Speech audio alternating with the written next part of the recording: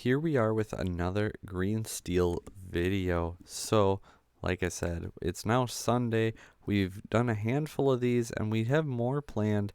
You guys should know the drill by now. Unless you are new here, link down below for the spreadsheet that we're going to access and use in this video, and we'll briefly explain how it works. But anyway, guys, today we're going to talk about Emerald Steel Discard. This is the non-Bucky version. We did go over Bucky on Friday, so go check that out if you're interested. What is the difference between this version and that one? Well, clearly Bucky isn't being played in this one, otherwise we'd be playing Bucky Discard. Unlike where you're trying to focus on like the top end and your Floodborns and getting things like Stout-Hearted, Giant Fairy, all these powerhouse cards down, this deck is much quicker, and you set the tempo off early with things like Cursed Merfolk and your Flynn Rider Charming Rogue.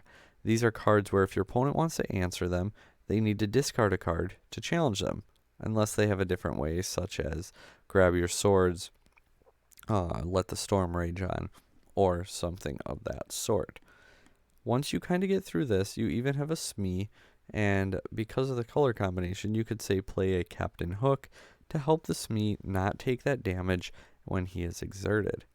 You set up your first couple turns like this, and you get aggressive, and you set the tempo. Then, once you get into like turn 3, you can go into things like your Ursula or your Prince John. Typically, your Ursula comes on turn 3, Prince John turn 4, because Prince John just kind of sits there readied, and your Ursula wants to be able to sing songs. So, two of the best 3-cost cards in the game right now, and possibly just period, like two of the best cards in the game. And they're both of the same color. And did we mention again? They're 3-cost. They're very easy to get out, and they're very easy to take advantage of. What are we taking advantage of? Well, your Ursula can go ahead and double sing Sudden Chill, which means your opponent discards 2 cards. And if you have Prince John on board, you get to draw 2 cards. So we all know the friends on the other side. I get to draw 4. That's cool, right? But it almost feels better like to make your opponent discard 2 and to draw 2.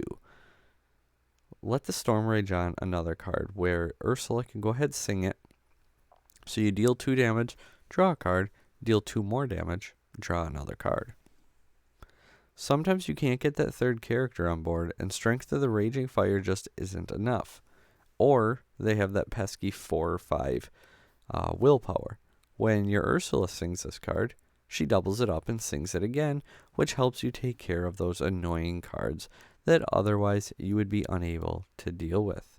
So, like I said, we're going to jump over to that spreadsheet, kind of talk about it. We have our ratios here, 1, 2, 3, 4, how often they're played. We see there is 100%, so there's 16 decks in this video. These cards are all what were played.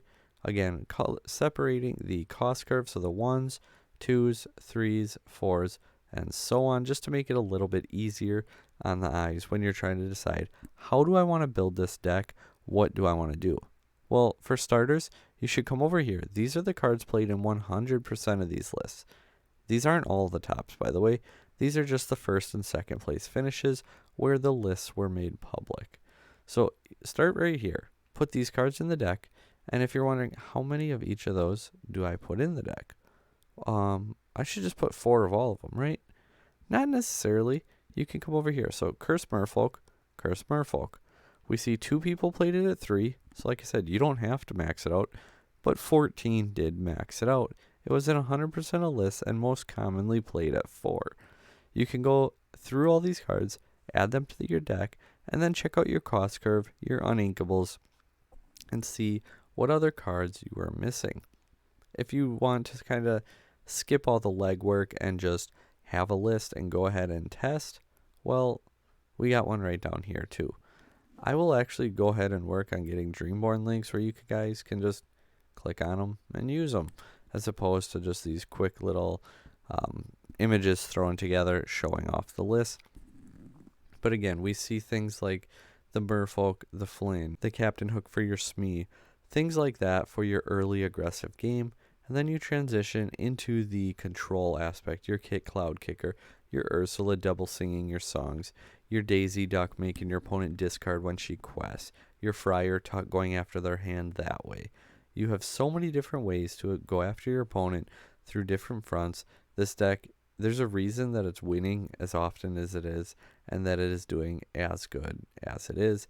It is a solid, bona fide, absolute, no denying it, tier 1 threat in this meta.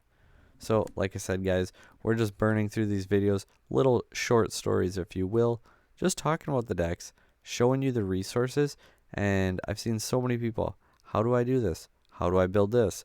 What cards should I put in this deck? I wanted to put that all in one spot where you can see what everyone's doing, and it's not just, you have to play this, you have to play this. The numbers don't lie.